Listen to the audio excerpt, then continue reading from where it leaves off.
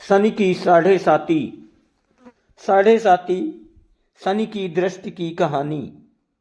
हिंदू सनातन धर्म में मनुष्य की शनि ग्रह दशा के दुष्प्रभाव को साढ़े साती कहा जाता है और इसी से प्रेरित होकर धार्मिक कहानी लिखी गई है। मुझे पाठकों से आशा है कि ये शनि की दृष्टि की कहानी आपको जरूर पसंद आएगी। काजल नाम की एक लड़की अपने पति के साथ एक अपार्टमेंट में रहती थी। काजल का पति राहुल एक सॉफ्टवेयर कंपनी में टीम लीडर के पद पर था। राहुल बचपन से ही बहुत आध्यात्मिक था, लेकिन उसके उलट उसकी पत्नी काजल बहुत नास्तिक थी। वो ज़्यादातर रंगीन दुनिया में जीने की चाहत रखती थी, जिसे वो आज के हिसाब से सही समझती थी। हालांकि इस बात को लेकर दोनों के बीच में कभी भी कोई अनबन नहीं थी।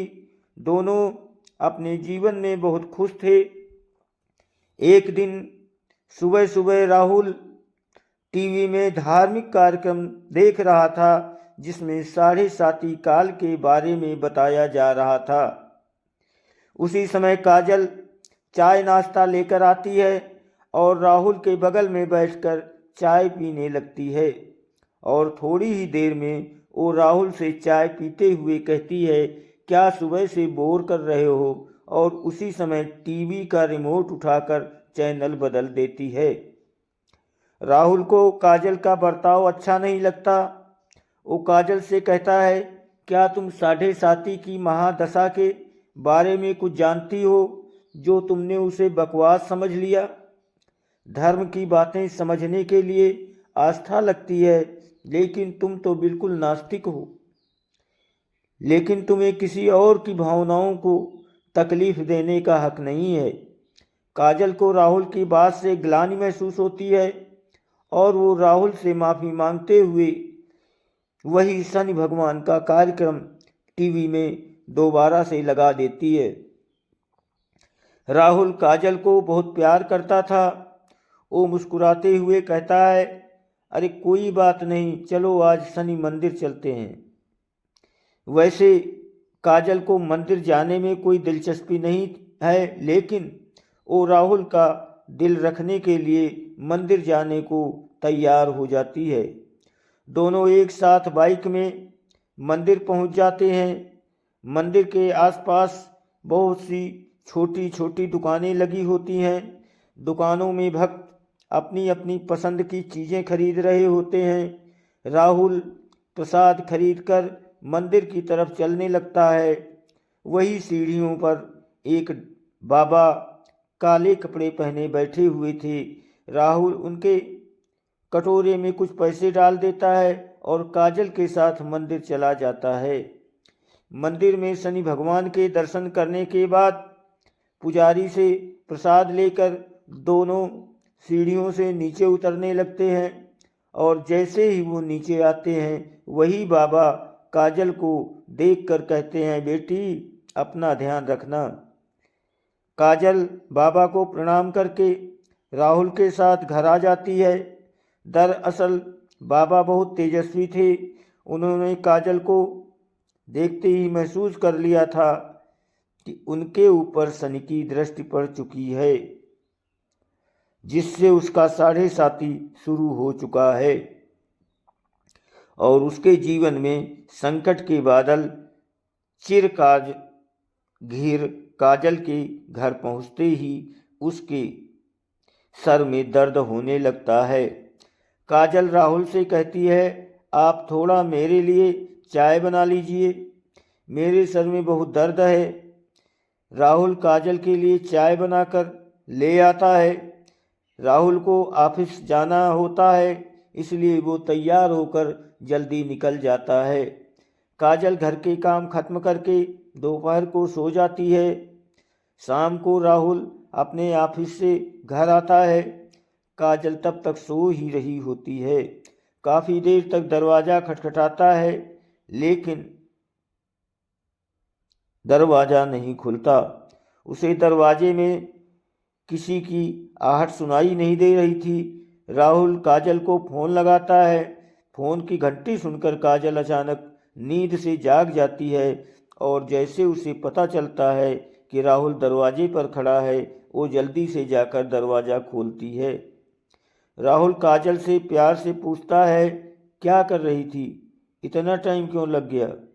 काजल आंख मीचते हुए कहती है, पता नहीं कैसे इतनी ज़्यादा नींद लग गई कि आपकी आवाज़ सुनाई ही नहीं दी। राहुल अपना सामान रखकर बाथरूम में फ्रेश होने चला जाता है। उसी समय राहुल के मोबाइल में एक मैसेज आता है। काजल की नज़र उस अचानक मोबाइल पर पड़ती है। उसमें दिल के निशान के साथ प्यार भरा संदेश लिखाई देता है। मैसेज संदेश देखते ही काजल के रोम रोम में आग लग जाती है, क्योंकि वो अपने पति से बहुत प्यार करती है और यदि वो बेवफा निकले तो उसे बर्दाश्त नहीं होगा। काजल की आंखों से आंसू निकल आते हैं। उसी समय राहुल बाथरूम से बाहर निकल आता है। काजल तुरंत उसका फ़ोन रख देती है और अपने आप को काबू में करके अपने कमरे में चली जाती है। वो सोच रही थी कि अगर राहुल उसे खुद इस मैसेज के बारे में बताएगा तो ठीक है, नहीं तो वो इसके बारे में कभी बात नहीं करेगी और उसकी ज़िंदगी से हट जाएगी। दोनों के प्यार को ग्रहण लग चुका था। साढ़े साथी काल ने काजल को अपनी गिरफ्त में ले लिया था। काजल का स्वभाव बदलने लगा था। वो अपने पति का पर शक करने लगी थी, जिसके चलते उसके रिश्तों में दरार आ चुकी थी। कुछ दिनों के अंदर दोनों के बीच में झगड़े होने प्रारंभ हो जाते हैं। राहुल काजल को समझाने की बहुत कोशिश करता है, लेकिन काजल के दिमाग में वही मैसेज घूम रहा होता है। वो राहुल को किसी भी बात पर भरोसा नहीं कर पा रही थी। राहुल काजल को खुश करने के लिए उससे कहता है, चलो मंदिर चलते हैं और वहीं से बाजार घूमने चलेंगे, आज कुछ कपड़े खरीदते हैं। लेकिन काजल गुस्से में वहाँ से उठकर चली जाती है। राहुल अकेले ही मंदिर चल देता है। राहुल को दोबारा वही बाबा मंदिर की सीढ़ियों में फिर से दिखाई देते हैं। वो राहुल को देखते ही उसे अपने पास बुलाते हैं। राहुल हाथ जोड़कर बाबा के सामने जाकर खड़ा हो जाता है। बाबा कहते हैं, बेटे, तुम्हारे जीवन में संकट दिखाई दे रहा है, क्या तुम ठीक हो? राहुल कई दिनों से काजल से परेशान था। वो बाबा के सामने बैठकर अपनी समस्या बताने लगता है। हालांकि बाबा काजल के साढ़े साथी योग के बारे में पहले से परिचित थे, इसलिए वो राहुल को काजल के ऊपर आए हुए संकट के बारे में बता देते हैं और कष्ट से मुक्ति के लिए उपाय बताते हुए कहते हैं कि तुम्हारी पत्नी को शनि भगवान की विशेष पूजा करनी होगी, जिसके बाद वो सामान्य स्थिति में आ जाएगी। राहुल भगवान का दर्शन करने के बाद घर पहुंचते ही काजल से कहता है, आज मंदिर में वही बाबा जी फिर मिले थे। उन्होंने बताया है कि तुम्हारा साढ़े साथी योग चल रहा है, इसलिए तुम्हारे जीवन में चिंता बनी रहती है। तुम शनि भगवान की पूजा करो, उससे सब ठीक हो जाएगा। काजल अचानक राहुल से कहती है कि मेरी समस्या की वजह तो तुम हो। राहुल पूछता है, कैसे? लेकिन काजल बात को यहाँ वहाँ घुमा देती है। राहुल काजल को इस बार जोर देते हुए कहता है कि हर शनिवार को तुम शनि भगवान की पूजा शुरू कर दो। लेकिन काजल राहुल को मना कर देती है और गुस्से में कहती है, तुम मुझे किसी काम के लिए मजबूर मत करो। मैं इन सब बातों पर विश्वास नहीं करती। राहुल को समझ में नहीं आ रहा था कि वो अपनी पत्नी को शनि के प्रकोप से कैसे बचाए।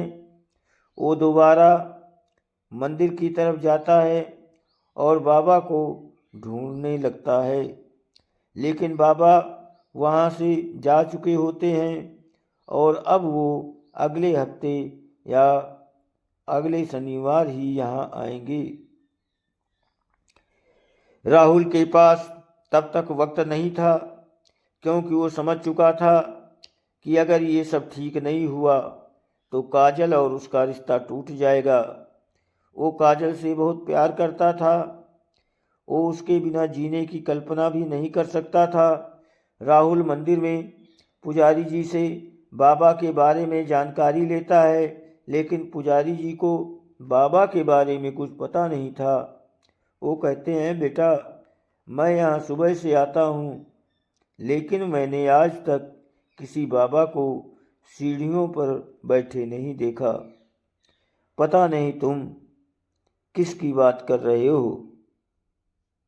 राहुल को ताज्जुब होता है, क्योंकि वो 2 बार बाबा को मिल चुका था। वो शनि भगवान के सामने हाथ जोड़कर कहता है, प्रभु मुझे बाबा से मिलना है। और इतना कहते ही राहुल मंदिर के नीचे उतरने लगता है। अचानक सीढ़ियों में उसके सामने बाबा प्रकट हो जाते हैं और उसे एक शनि भगवान की मूर्ति देते हैं और कहते हैं, इसे अपने घर में रख लेना और इन्हें तेल से स्नान कराना, तुम्हारा कल्याण होगा। और इतना कहते ही बाबा अचानक राहुल के सामने से ओझल हो जाते हैं। राहुल को समझ नहीं आता, ये कोई साधारण बाबा नहीं बल्कि तेजस्वी बाबा है, तेजस्वी आत्मा है। राहुल अपने घर पहुंचकर शनि भगवान की मूर्ति स्थापित कर देता है।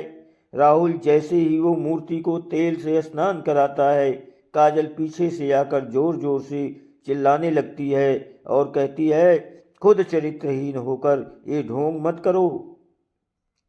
अपनी गलती छुपाने के लिए तुम शनि भगवान का सहारा ले रहे हो। अपने आप को आईने में देखो तो पता चलेगा कि तुम कितने घटिया इंसान हो। काजल की इतनी अभद्र बातें सुनते ही राहुल के पैरों तले जमीन खिसक जाती है। उसने उम्मीद भी नहीं की थी कि काजल उससे कभी इस लहजे में से बात करेगी। राहुल शांत स्वभाव था। वो काजल को शांत करते हुए पूछता है, क्या हुआ काजल, आराम से बात करो। काजल तुरंत उसका मोबाइल लाकर वही मैसेज उसके सामने रख देती है। राहुल काजल से पूछता है, ये क्या है। काजल तुरंत कहती है, तुम बताओ ये क्या है और कौन है जिसने तुम्हें मैसेज भेजा है। राहुल काजल की बात सुनकर मुस्कुराने लगता है और कहता है, अरे पागल, ये मैसेज उस लड़की ने मुझे नहीं भेजा था, बल्कि कंपनी में काम कर रहे मेरी टीम के एक लड़के ने उस लड़की को भेजा था और उस लड़की ने मुझसे उसकी शिकायत करने के लिए कहा। वो मैसेज मुझे फॉरवर्ड किया था। ये बात सुनते काजल का दिमाग शून्य हो जाता है। उसे कुछ समझ में नहीं आता। वो जमीन पर बेसुध होकर बैठ जाती है। राहुल उसके बगल में बैठकर उसका हाथ पकड़कर पूछता है, क्या तुम इतने दिनों से इस मैसेज के लिए इसकी वजह से मुझसे झगड़ा कर रही हो? तुम पागल तो नहीं हो गई हो? एक बार मुझसे पूछ तो लिया होता। मैं तुम्हारे अलावा किसी और लड़की के बारे में सोच भी नहीं सकता। काजल जोर जोर से रोने लगती है और राहुल के गले लग जाती है। अनजाने में ही सही, लेकिन शनि भगवान की कृपा से काजल को 7.5 योग से छुटकारा मिल जाता है। इतने दिनों जीवन में फिर से खुशियों की बहार आ जाती है। खुशियों का न्योता मिल चुका था। शनि भगवान के विराजमान होते ही दोनों के बीच झगड़े की वजह ही समाप्त हो चुकी थी और उनके जीवन में खुशियों ने फिर से दस्तक देना शुरू कर दिया था और दोनों को जीवन के कष्टों की समाप्ति के साथ ही धर्म की ये कहानी समाप्त भी हो जाती है। दोस्तों, वीडियो को लाइक और सब्सक्राइब ज़रूर करें। आप सबकी बहुत मेहरबानी होगी। आप सभी को बहुत बहुत धन्यवाद। दोस्तों, 2 सेकंड लगते हैं, लाइक सब्सक्राइब कर दिया करो, मेरा सहयोग करो। धन्यवाद।